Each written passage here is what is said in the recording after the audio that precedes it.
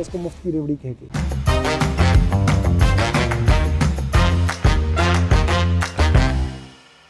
नमस्कार, ABP live की बैठकी में आपका स्वागत है। इस वक्त हमारी टीम एक बहुत ही प्यारी सी जगह पर है। दिल्ली का तिमारपुर लेक ये एरिया है। आप भी यहाँ आ सकते हैं, घूम सकते हैं। कुछ करना नहीं है, गूगल मैप पे तिमारपुर लेक डालिए, आप आराम से यहाँ पे पहुँच जाएंगे। तो आज की बैठकी में हमारे साथ एक ऐसे व्यक्ति हैं जो आम आदमी का प्रतिनिधित्व करते हैं। पार्टी भी उनकी आम आदमी है, लेकिन बड़े खास है। दिल्ली सरकार में स्वास्थ्य मंत्री हैं, नाम है सौरभ भारद्वाज। सर का परिचय पहले एज ए विधायक के रूप में हुआ करता था, लेकिन अब इनका प्रमोशन हो गया और ये मंत्री बन गए हैं। तो आपको बहुत बहुत बधाई और बहुत बहुत स्वागत है इस कार्यक्रम में। सर, ये भाजपा वाले जो हैं आपसे बड़े नाराज़ हैं। वो ये कह रहे हैं कि हमने सत्येंद्र जैन पे आरोप लगाए, उन पे जांच बैठवाई, उनको जेल भिजवाया और वो जेल गए और उसकी वजह से मंत्री आप बन गए, लेकिन एक बार भी आपने उनको थैंक यू नहीं बोला। इनको भारतीय जनता पार्टी वालों को, हाँ, भारतीय जनता पार्टी के लोग किसी भी बोलने वाले को पसंद नहीं करते। उनको लगता है सब लोग चुप रहें, इनसे सवाल ना पूछें। सर, आप मंत्री बन गए, कहीं ना कहीं उसमें उनका बड़ा रोल है। नहीं, अगर मैं मंत्री नहीं भी होता तो भी एक अच्छा विधायक था, एक स्पोक्स पर्सन था अपनी पार्टी का। और बहुत सारी चीज़ें डिस्टाइंड होती हैं।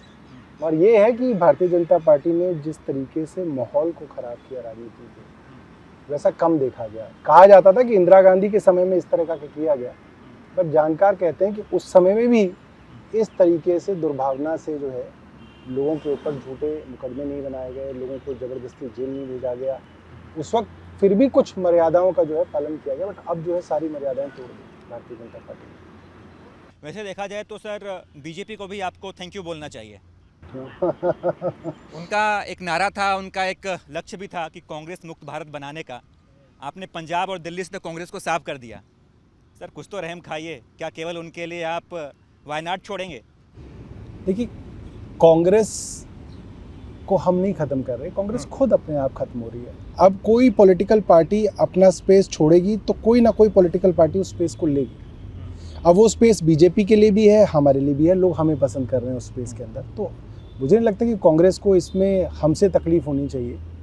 और कांग्रेस का लगातार स्पेस कम होता रहा है। आप ये देखिए, यूपी में उनका स्पेस कम हुआ, बंगाल में उनका स्पेस कम हुआ, केरल में उनका स्पेस कम हुआ। अब आने वाले समय में आप देखेंगे कि हरियाणा, राजस्थान, मध्य प्रदेश, वहाँ भी उनका स्पेस धीरे धीरे कम हो रहा है। सौरभ जी, आपकी पार्टी के तमाम ऐसे नेता हैं जिनको जेल हुई है। इसमें मनीष सिसोदिया और सत्येंद्र जैन जी तो हैं ही, विजय सिंगला हैं, सोमनाथ भारती हैं, ऐसे कई नेता हैं।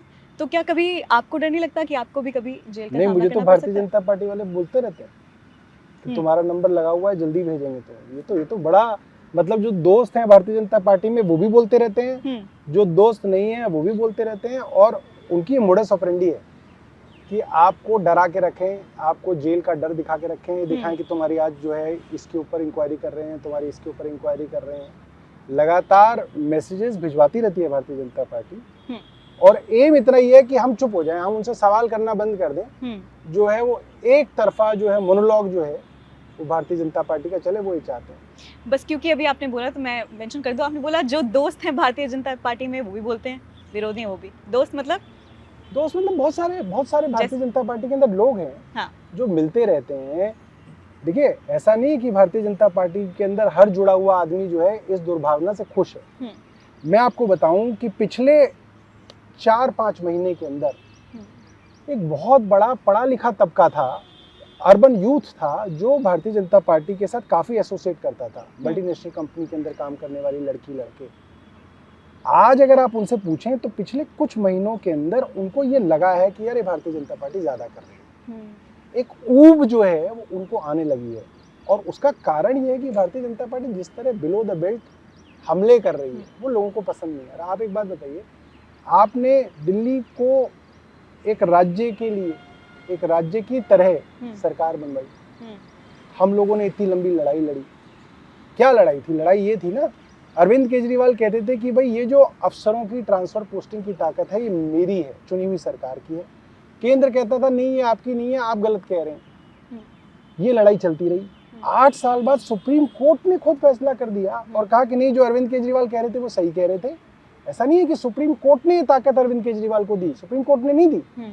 सुप्रीम कोर्ट ने सिर्फ ये कहा कि ये ताकत हमेशा से संविधान ने चुनी हुई सरकार को दे रखी थी, ये गलत तरीके से छीनी गई, ये इन्हीं की ताकत है।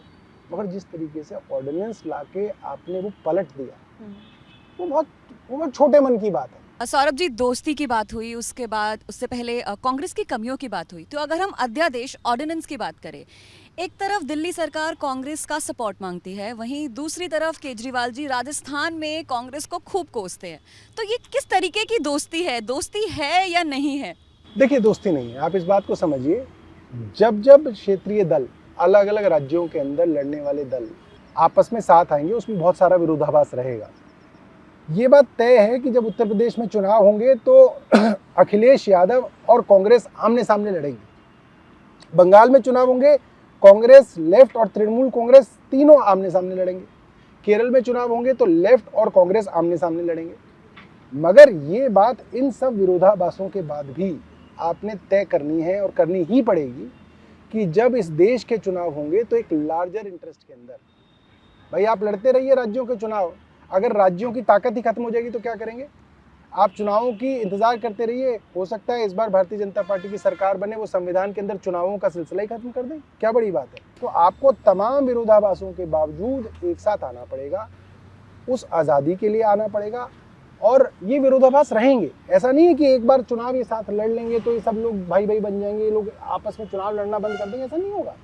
चुनाव तो तब भी लड़े जाएंगे, आपस में आमने सामने लड़े जाएंगे, मगर ये लड़ाई जो है लंबी है, बड़ी है, कॉम्प्लिकेटेड भी है। तो एक स्टेटमेंट था कि अगर कांग्रेस दिल्ली और पंजाब में चुनाव नहीं लड़ेगी तो हम राजस्थान और मध्य प्रदेश में नहीं लड़ेंगे, इस पे आप क्या टिप्पणी करना चाहेंगे? देखिए, क्या है कि आप जैसे ही पत्रकार थे, मेरी एक प्रेस कॉन्फ्रेंस थी किसी और मामले पे, उन्होंने मुझसे पूछा कि कांग्रेस के फला नेता कह रहे हैं कि आप राजस्थान और मध्य प्रदेश क्यों लड़ रहे हैं, आप लड़ रहे हैं तो भारतीय जनता पार्टी का फ़ायदा करा रहे हैं। तो मैंने कहा कांग्रेस भी तो चुनाव लड़ती है भाई। कांग्रेस की 2015 में दिल्ली में 0 सीटें आई, 2020 में 0 सीटें आई, उसके बावजूद कांग्रेस जो है चुनाव लड़ती है। तो अगर कांग्रेस कह दे कि वो जो है पंजाब और दिल्ली में चुनाव नहीं लड़ेंगे तो हम भी नहीं लड़ेंगे, और ये कहा इसलिए क्या, क्योंकि कांग्रेस ये बात नहीं कह सकती। कोई भी पॉलिटिकल पार्टी जिसकी राज्यों के अंदर इकाइयां हैं, आप बताइए ना, आप उन राज्य इकाइयों को कैसे चलाएंगे अगर वो चुनाव ही नहीं लड़ेंगे? 2024 चुनाव के लिए बड़ा साल है, अगर विपक्षी एकजुटता देखने को मिलती है, एक गठबंधन होता है, तो क्या आम आदमी पार्टी भी उसका पार्ट बनेगी? मुझे लगता है कि बनना चाहिए, क्योंकि ये जो इलेक्शन है ये देश के लिए बहुत ज़रूरी इलेक्शन है, और इस इलेक्शन में निर्णय होगा कि देश के अंदर लोकतंत्र बचेगा या नहीं बचेगा। ये बहुत जो है कठिन डगर से अभी देश गुजर रहा है। लोक लाज मर्यादा जो राजनीति में होती थी अब वो खत्म हो गई। कोई बहुत साल पहले, अगर 15 साल 20 साल पहले अगर आप किसी प्रधानमंत्री जी को या किसी केंद्र सरकार को आप ये कहते कि साहब इस राज्य की ताकत छीनने के लिए आप रातों रात ऑर्डिनेंस ले आइए, वो कहते नहीं नहीं नहीं, लोग क्या कहेंगे मेरे बारे में, विश्व के नेता क्या कहेंगे मेरे बारे में कि मैं अपने ही देश के मुख्यमंत्रियों के पीछे हूँ, वो नहीं करते। बट आज वो जो लोक लाज मर्यादा है वो खत्म हो गई है। हर चीज़ के लिए कानून नहीं बनाए जा सकते। अब समस्या जो है ऐसी हो गई है कि आप किसी भी हालत पे जो है जीतने की ख्वाहिश रखते हैं कि आप बस किसी तरीके से जीत जाएं। केंद्र सरकार हर राज्य सरकार के पीछे लगी हुई है जहाँ पे उनकी जो है अपनी पार्टी की सरकार नहीं है। वेस्ट बंगाल के अंदर आपने ममता बनर्जी को परेशान किया है। ममता बनर्जी को नहीं परेशान किया आपने वेस्ट बंगाल की जो पूरी की पूरी जो वो थी, जो उसकी जो स्पीड थी, उसको आपने ब्रेक लगा दिया। आप उधर आपने केरला में परेशान किया रखा है। कर्नाटका वाले ने कहा कि मैं अपने चावल दूंगा मुफ्त, तो आपने कहा कि हम चावल ही नहीं देंगे तुमको। आपने कर्नाटका के लोगों की जो है जितनी भी जो है आगे वो बढ़ते, उसको रोक दिया। आपने दिल्ली के लोगों को परेशान किया हुआ है। अब आप ये समझिए, अगर दिल्ली में, वेस्ट बंगाल में, कर्नाटक के अंदर, पंजाब के अंदर समृद्धि नहीं आएगी तो देश में समृद्धि कैसे आएगी?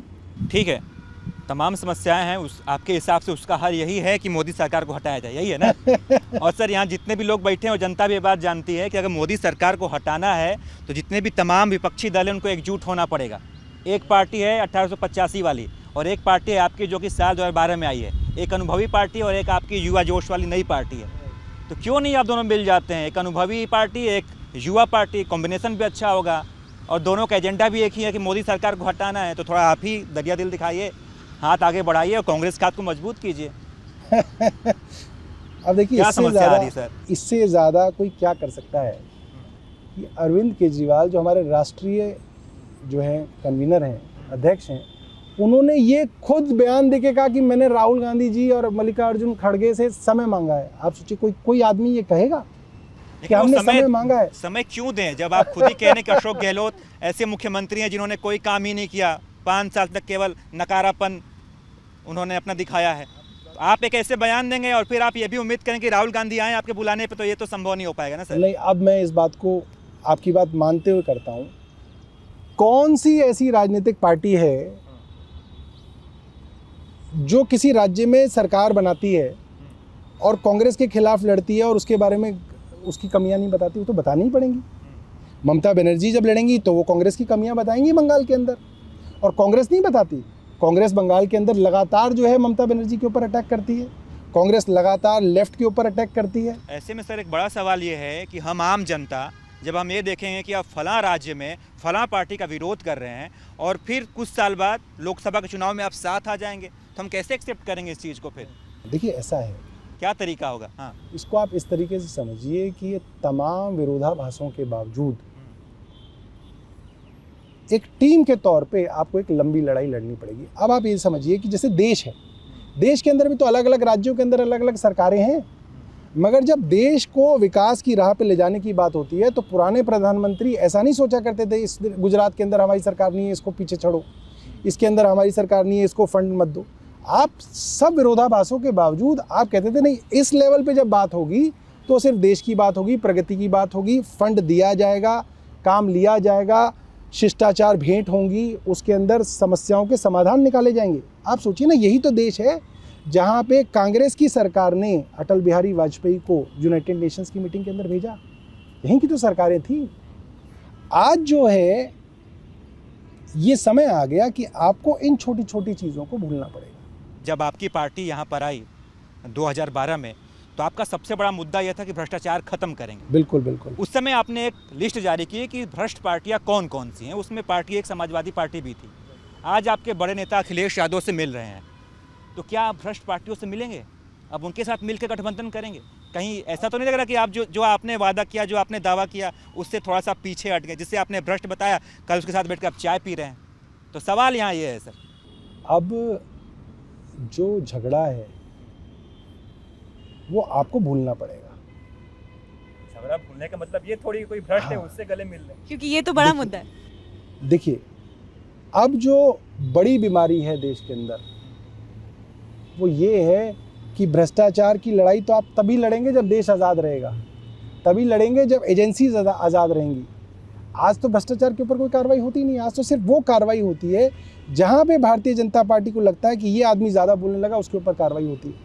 और वो जैसे ही भारतीय जनता पार्टी के अंदर मिल जाता है, जैसे हेमंत बिस्व शर्मा हैं, मुकुल रॉय हैं, शुभेंदु अधिकारी हैं, ये तमाम वो नेता हैं जिनके खिलाफ भारतीय जनता पार्टी की केंद्र सरकार ने सेंट्रल एजेंसीज का प्रयोग किया, उनको भ्रष्ट बताया, उनके खिलाफ महीनों तक कैंपेन चलाया, और फिर वो भारतीय जनता पार्टी में आ गए तो तो उनके ऊपर भ्रष्टाचार के जितने भी केसेस थे वो अब ठंडे रास्ते में चले गए। आज सबसे बड़ी लड़ाई ये है कि आपको किसी तरीके से इस देश की आज़ादी को बचाना है, वो बड़ी लड़ाई है। तरीका सही है, तरीका यही तरीका है और कोई तरीका ही नहीं है आपका। सौरभ जी, प्रधानमंत्री मोदी जी द्वारा आपकी जो सरकार है उस पर मुफ्त की रेवड़ियाँ बांटने का आरोप लगाया जाता है, तो उसी से जुड़ा ही मेरा सवाल है कि जो ये राज्य सरकार, दिल्ली सरकार जो है फ्री की योजनाएं चला रही हैं, इससे दिल्ली की अर्थव्यवस्था पे कितना जोर पड़ता है?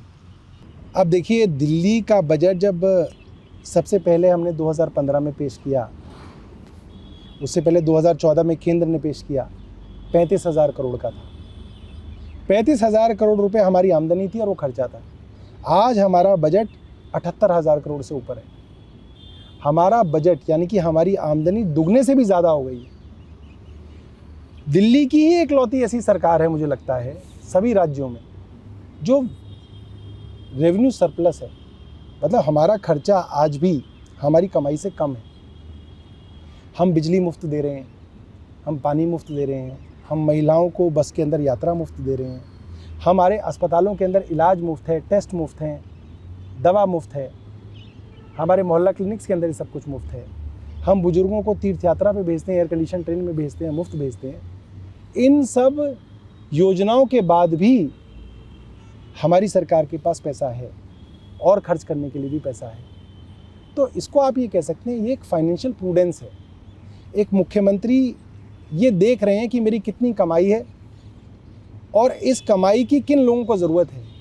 जो समाज का वो तबका है जिसको इन सब चीज़ों की ज़रूरत है, उनको उसकी मदद की जाती है। और मुझे लगता है कि यूरोप, वेस्ट के बहुत सारे ऐसे देश हैं जहाँ पे इनको मुफ्त की रेवड़ी नहीं, इसको वेलफेयर स्कीम कहा जाता है। ये तो भारतीय जनता पार्टी है जो गरीबों का मजाक उड़ाती है इसको मुफ्त की रेवड़ी कह के। और इसके विपरीत भारतीय जनता पार्टी की केंद्र सरकार क्या कर रही है? वो अपने बड़े बड़े उद्योगपतियों के लाखों करोड़ों के ऋण माफ़ कर रही है। क्या वो मुफ्त की रेवड़ी है, या आप जो अपने राज्य की जनता के लिए कुछ वेलफेयर मेजर्स कर रहे हैं, वेलफेयर स्कीम्स ला रहे हैं, वो मुफ्त की रेवड़ी है? तो क्या ये जो फ्री की योजनाएं हैं आगे भी लागू रहेंगी? बिल्कुल रहेंगी और नई योजनाएं आएंगी। सौरभ सर, हाय। ये लोग तो पॉलिटिक्स से रिलेटेड हैवी सवाल पूछ रहे हैं। मैं आपसे आम आदमी का एक सवाल पूछना चाहता हूँ। सर, हमारी जैसे शिफ्ट्स होती हैं सुबह, जैसे आज तो 5 बजे से शिफ्ट शुरू हो गई, पॉलिटिशियंस का कोई शिफ्ट नहीं होता। आपने मेरी भी तो 5 बजे शुरू कराई है शिफ्ट। हमारी, देखिए, मैं जब तक राजनीति में नहीं आया था तब तक मुझे लगता था कि पॉलिटिक्स बड़ा आराम का काम है, और हो सकता है कुछ लोगों के लिए अभी आराम का काम हो, बट मैं जितने पॉलिटिशियंस को जानता हूँ, जैसे अरविंद केजरीवाल हो गए, इतनी मेहनत है कि आप पॉलिटिक्स के अलावा और जो है एडमिनिस्ट्रेशन के अलावा ना कुछ कर सकते, ना कुछ आप सोच सकते। आपके पास माइंड स्पेस ही नहीं बचता कि आप किसी और चीज़ के बारे में सोच सकें। मेरे यहाँ जो ऑफिस है वहाँ पे 2 शिफ्ट के अंदर कर्मचारी आते हैं, एक सुबह आते हैं, एक शाम आते हैं, क्योंकि जिस वक्त मैं आता हूँ और जिस वक्त मैं जाता हूँ, अगर उस वक्त तक रखो तो कर्मचारी जो है वो परेशान हो जाते हैं मेरे पीएस। तो कुछ पीएस सुबह आते हैं और वो दोपहर में शाम को चले जाते हैं 5 बजे, फिर दूसरी शिफ्ट वाला जो है वो 2 बजे आ जाता है, वो 11 बजे तक रहता है। तो ऐसे में वर्क लाइफ बैलेंस कैसे मेंटेन करते हैं? नहीं, कोई बैलेंस होता ही नहीं है, इम्बैलेंस रहता है, कोई बैलेंस नहीं रहता इसके अंदर। हाँ, ये भारी इम्बैलेंस है। इसको आप ये कहें कि आप बैलेंस कर ही नहीं सकते, आप कैसे बैलेंस कर सकते हैं? मेरी बेटी है, जब उसकी स्कूल की छुट्टियां शुरू हुई तो उसने बोला कि स्कूल छुट्टियों से पहले ही मैंने उसको कई महीनों से बोलना शुरू कर दिया कि 2 महीने की जब तुम्हारी छुट्टियां होंगी तो मैं तुम्हें बाहर लेके चलूँगा। जिस दिन उसकी पहली छुट्टी, उसने बोला कब का प्लान है, तो मैंने बोला बताऊँगा।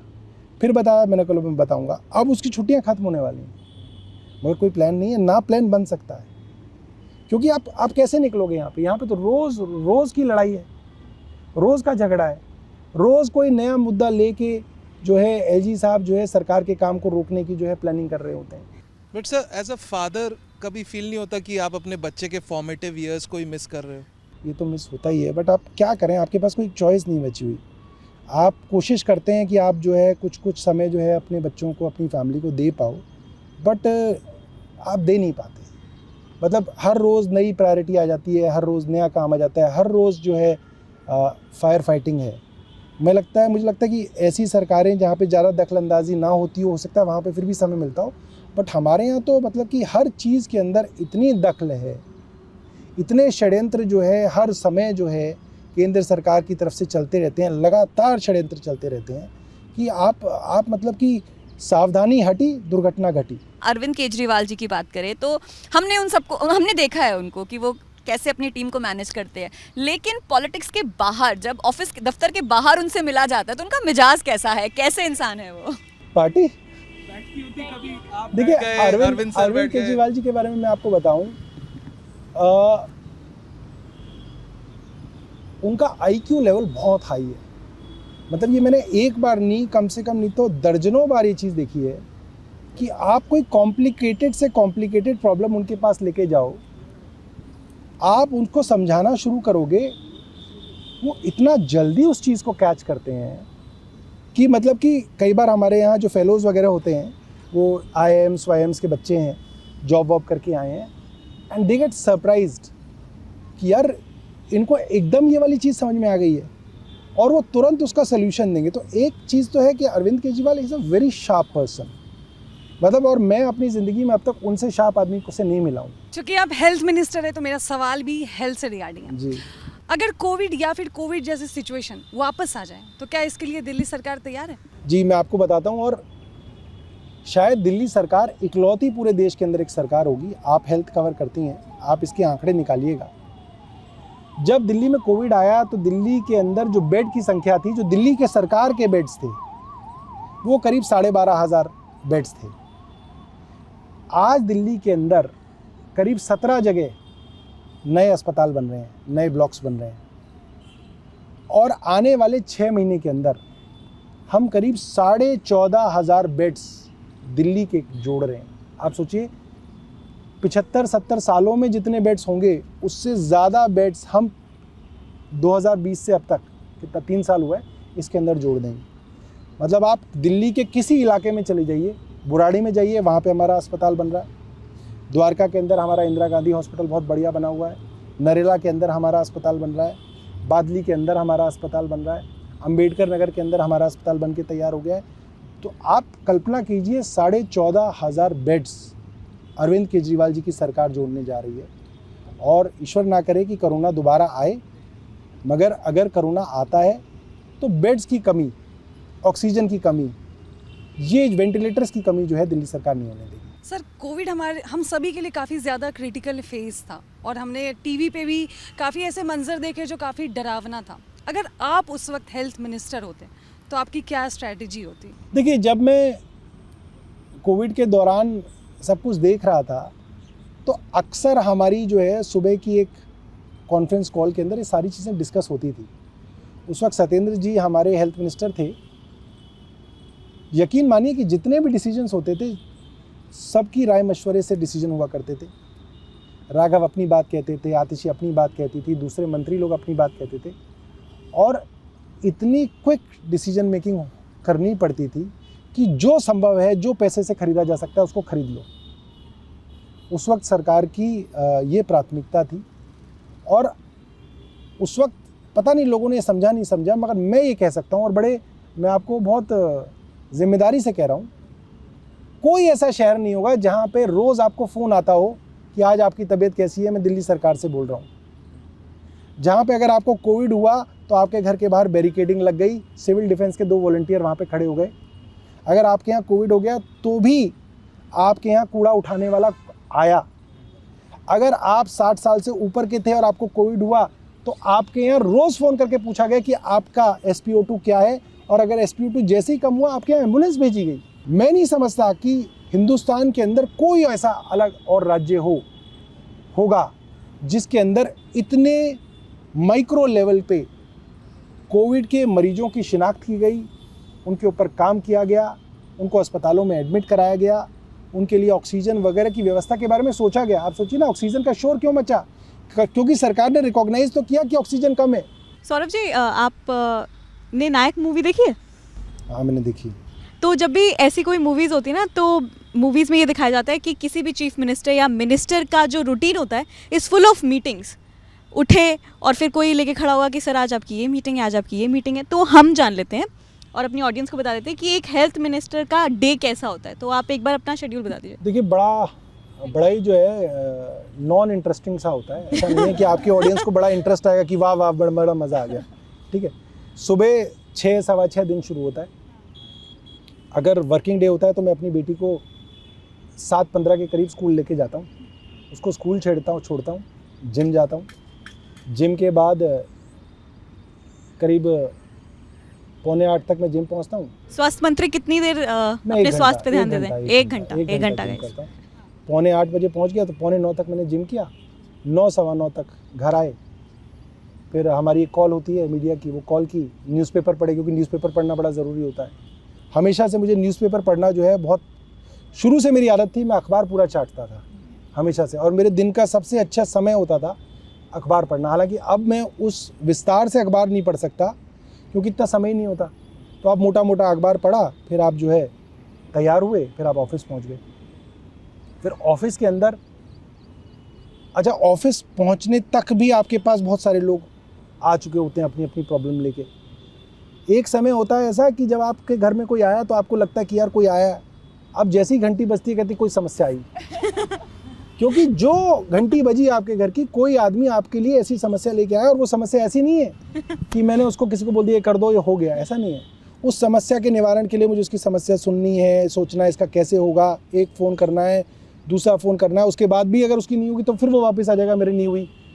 और वो ऐसा नहीं कहेगा नहीं हुई, क्या फ़ायदा हुआ ही नहीं काम, क्या फ़ायदा हुआ आपके यहाँ के, तो उसका काम कराना। तो आप सोचो सुबह से आपका जो है कुछ प्रॉब्लम सॉल्विंग जो है वो शुरू हो जाती है। फिर आप ऑफिस पहुँचे, खूब सारी फाइलें होती हैं।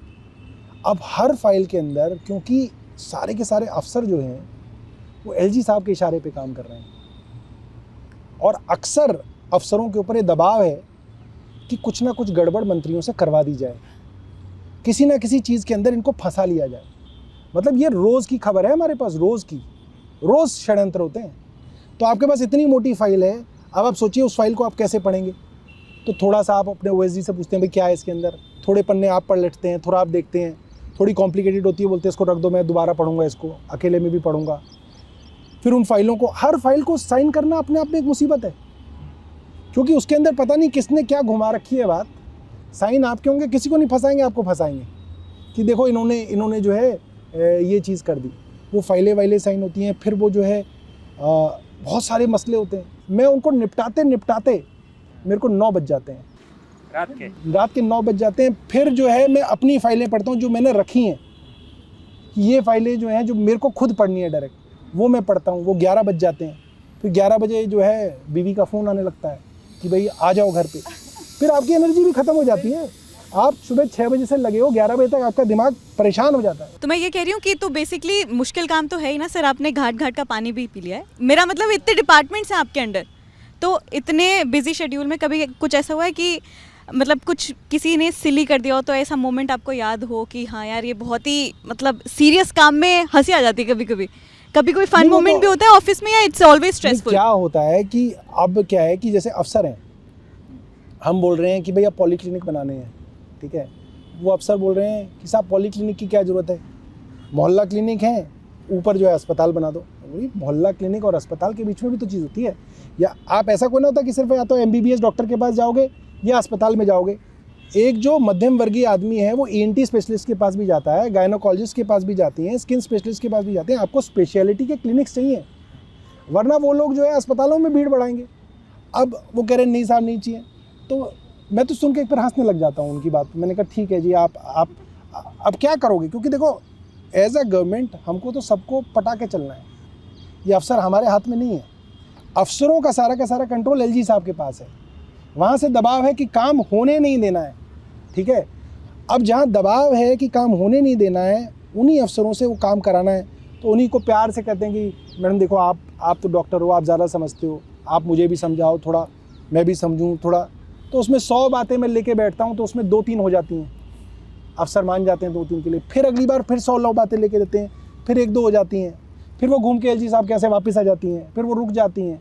मतलब ये सरकार जो है वो एक NGO की तरह काम कर रही है। और अगर अफसर मुझे कह दे कि मैं ये नहीं कर रहा, तो मैं उसका कुछ कर नहीं सकता। मैं कहता हूँ ठीक है भाई मत करो, मैं फिर हंस के उस बात को टाल दूंगा, मैं कहूँगा कोई बात नहीं छोड़ दो, we will discuss it later. और फिर उसको दोबारा बुलाएंगे उसको, फिर तीसरी चौथी बार डिस्कस करेंगे, फिर वहीं पे लेके आएंगे कि यार ये अब कर दो, तुम्हारा मूड ठीक लग रहा है आज। तो यार 1 हफ्ता हुआ है, एक टेंडर हुआ, 1 साल पहले टेंडर किसी को दे दिया गया, उसके बाद गलत तरीके से एक बाबू ने उसको बोला नहीं इसको टेंडर नहीं देना, मतलब जिसका टेंडर खुल गया उसका टेंडर रोक दिया। 1 साल से रोका हुआ है। टॉयलेट्स का है, जो जगह जगह टॉयलेट्स लगते हैं ना, सार्वजनिक टॉयलेट्स, अब उसका फ़ायदा उसको मिल रहा है जिसका पुराना टेंडर चल रहा है और एक्सपायर हो चुका, क्योंकि वो करे जा रहा है। तो मैंने उसको शो कॉज दिया कि भाई आपने तो ये विजिलेंस के सारे नियम तोड़ दिए, आप मुझे बताएं कि ये आपने कैसे किया और क्यों ना आप पे कार्रवाई की जाए। तो मेरे पास जवाब आया, आप तो कार्रवाई कर ही नहीं सकते। तो लोग इस बात को समझ नहीं पाते कि अरविंद केजरीवाल क्यों लड़ रहे हैं, अफसरों का कंट्रोल क्या है। अफसरों का कंट्रोल को ये नहीं है कि हम बोलेंगे stand up, sit down, stand up, विश्राम, वो स्टैंड इज अटेंशन, ये नहीं करना है हमें। भाई कम से कम वो तो करें जो हम कह रहे हैं। मेरा एक सवाल है, जब दिल्ली में पहली बार आम आदमी पार्टी की सरकार बनी थी तो सीएम केजरीवाल जी ने कहा था कि आम आदमी की सरकार है और यहाँ का जो मुख्यमंत्री है वो आम आदमी है। वहीं दूसरी तरफ आरोप ये भी लग रहे हैं कि मुख्यमंत्री अरविंद केजरीवाल ने 45 करोड़ रुपए का शीश महल का निर्माण किया है। तो ये अब मैं आपको एक बात बताता हूँ, देखो इस बात को आप समझो, सरकारें किस तरीके से काम करती हैं। जैसे मैं मंत्री बना, ठीक है, तो मुझे 2 गाड़ी ला के दे दी गई, ठीक है, ये मैंने डिसाइड नहीं किया कि ये वाली गाड़ी क्यों लाए हो, या मेरे उससे नहीं खरीदी गई। जो गाड़ी थी वो गाड़ी मुझे ला दी गई, जो घर थे वो बना दिए गए, ठीक है। अब अगर एक घर पुराना है, 50 साल या जाने 80 साल पुराना है, उसको अगर दोबारा बनाना है तो ये जो डिसीजन है वो मुख्यमंत्री नहीं लेते, ना ही ये मंत्री के लेवल पे लिए जाते। ये तो डिपार्टमेंट जो है उनको रिनोवेशन का जो है काम करता रहता है। और एक नहीं, मैं आपको दर्जनों आईएएस अधिकारियों के बारे में बता दूंगा जिनके घर लगातार हर साल रिनोवेट होते रहते। अगर मुख्यमंत्री के आवास के अंदर खर्चा हुआ है तो इसका सही तरीका क्या है इसको आकलन करने का? मैं ये मानूंगा, अगर मैं पत्रकार होता तो मैं ये कहता कि भैया इस देश के अंदर इतने मुख्यमंत्री हैं, पिछले 5 सालों के अंदर, अब आप 50 साल पुराना तो देख नहीं सकते, पिछले 5 सालों में इन मुख्यमंत्रियों ने और इन प्रधानमंत्रियों ने नया घर बनवाया, ठीक है, उनके घरों में कितना खर्चा हुआ, आप उसका आकलन कर लीजिए। अरविंद केजरीवाल जी के घर का आकलन कर लीजिए, अगर वो उससे बहुत ज़्यादा है तो मैं कह सकता हूँ कि आपको सवाल पूछने चाहिए। मगर मेरा ये मानना है, प्रधानमंत्री जी का जो निवास बना उसमें 400 करोड़ से रुपए से ज़्यादा का खर्चा हुआ। अब हम ये कहें कि साहब उसमें क्या खर्चा हुआ, क्यों हुआ, और उसके लिए क्या प्रधानमंत्री जिम्मेदार हैं? क्या प्रधानमंत्री को बताया होगा कि आपके मकान में ये लगा रहे हैं, ये लगा रहे हैं? क्या मोदी जी ने चुने होंगे कि ये वाली टाइल लगा देना, ये वाला पर्दा लगा देना, ये वाला? ऐसा इतना समय कहाँ होता है? एक कंपैरेटिव एनालिसिस होना चाहिए। जब भी आप सिर्फ एक चीज़ को लेके देखेंगे तो आपके पास रेफरेंस पॉइंट नहीं है। आप समझिए, इस बहस के अंदर इस 45 करोड़ के साथ कोई रेफरेंस पॉइंट नहीं है। लोगों का रेफरेंस पॉइंट उनका अपना घर है कि साहब मेरा घर तो 2 करोड़ का है। आपको उसका रेफरेंस पॉइंट कुछ मुख्यमंत्री और प्रधानमंत्रियों के घरों पे हुए खर्चे से लेना पड़ेगा। बिल्कुल। केंद्रीय मंत्री स्मृति ईरानी ने जी अभी हाल फिलहाल में आरोप लगाया था कि जो दिल्ली की सरकार है वो अपने बंगले पर 45 करोड़ खर्च कर सकती है, लेकिन दिल्ली में गरीबों के लिए आयुष्मान भारत योजना को लागू नहीं कर रही है। अब आप ये समझिए, मुझे नहीं पता कि स्मृति ईरानी इस बात को क्यों नहीं समझ पाई हैं। आयुष्मान भारत क्या है? आयुष्मान भारत ये कहता है कि सरकारी अस्पताल के अंदर आप 5 लाख रुपए तक का इलाज मुफ्त करा सकते हैं। यही है ना भैया? दिल्ली के सरकारी अस्पताल में तो इलाज वैसे ही मुफ्त है, 1 लाख का भी मुफ्त है और 50 लाख का भी मुफ्त है। तो दिल्ली के सरकारी अस्पतालों में आयुष्मान भारत आने का क्या फ़ायदा है, मुझे तो अब तक समझ में नहीं आ रहा। अब रही बात प्राइवेट अस्पतालों की, आप नोएडा के बड़े बड़े प्राइवेट अस्पतालों की लिस्ट निकाल लीजिए, लखनऊ के निकाल लीजिए, कौन सा प्राइवेट अस्पताल है जो आयुष्मान भारत के अंदर इलाज कर रहा है? कुछ नहीं कर रहा। आयुष्मान भारत मोटे तौर पे एक छलावा है। जिन सरकारी अस्पतालों में वैसे ही गरीबों का इलाज मुफ्त होना चाहिए था, उसमें आपको एक कार्ड दे दिया, कह रहे भैया अब इस कार्ड से आप सरकारी अस्पताल में जाओगे तो आपका 5 लाख तक का इलाज जो है मुफ्त है। दिल्ली में तो वैसे ही देश के किसी भी कोने से कोई आदमी आ जाए उसका सारा इलाज मुफ्त है। लेकिन सौरभ जी, यहाँ के सरकारी अस्पतालों की स्थिति किसी से छिपी नहीं है। हर अस्पतालों में भीड़ बहुत खचाखच है, बाहर बेड लगा के बैठे रहते हैं लोग, वेट करते रहते हैं। एक दिन वो कब तक वेट करेंगे कि हम सरकारी अस्पतालों में ही करेंगे इलाज? मैं आपकी बात से बिल्कुल सहमत हूँ। और आप इस बात को समझिए कि इतनी खचाखच भीड़ होने के बाद भी ऐसा क्यों है कि उत्तर प्रदेश से आदमी दिल्ली के अस्पताल में मुफ्त इलाज कराने आ रहा है, क्यों वो आयुष्मान भारत के तहत बड़े बड़े प्राइवेट अस्पतालों में यूपी में इलाज नहीं करा पा रहा, क्यों यूपी सरकार के सरकारी अस्पतालों में उसका इलाज नहीं हो रहा। आप इस बात को समझिए, वो सिर्फ एक छलावा है।